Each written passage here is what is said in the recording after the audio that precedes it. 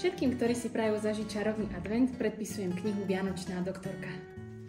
Napísala som ju z lásky k Vianociam, z lásky k deťom a samozrejme ku knihám. Prostredníctvom tejto knižky sa chcem ako lekárka prihovoriť deťom a presvedčiť ich, že sa nemusia bať vyšetrenia, že o svoje zdravie sa treba starať celý rok, nie len keď sú chorí, a taktiež, aké liečivé dokážu byť guľovačka, objatia či čas strávený so svojimi blízkymi. Hlavnou hrdinkou je doktorka Luisa, ktorá sa 1. decembra potom, ako dcerke Agátke pripravila adventný kalendár, zobudí s elfskými ušami. Vtedy ešte netuší, že ju čaká ten najčarovnejší advent v živote. Namiesto liekov totiž začne predpisovať imelo, cukrovú paličku, guľovačku či spoločné pečenie. Znie to čudne? Možno. Ale práve vďaka týmto čaroliekom sa osamelí pacienti znova smejú, deti získavajú kamarátov a aj dospelí objavujú, čo naozaj uzdravuje.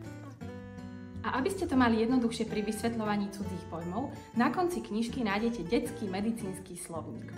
A ako ďalší bonus na konci knižky nájdete Luizine tipy pre zdravie, ktorý deťom vysvetlí, prečo sú rodičia takí otravní. Veď koho už posluchnú, ak nie elfskú doktorku? Rukopis je v tejto chvíli dopísaný, hrúbky sú opravené, ilustrácie takmer hotové. Vydanie tejto ľúbeznej rozprávky, ktorá odhaluje, že ozajstné zdravie nie je len o tabletkách, môžete podporiť aj vy v tejto kampani. Pripravili sme pre vás viacero balíčkov, ktorými môžete spríjemniť čakanie na Vianoce nie len sebe, ale aj svojim blízkym. Od darčekovo zabalenej knižky až po exkluzívny adventný kalendár okorenený krásnymi spoluprácami, vďaka ktorému bude zážitok z nej ešte intenzívnejší.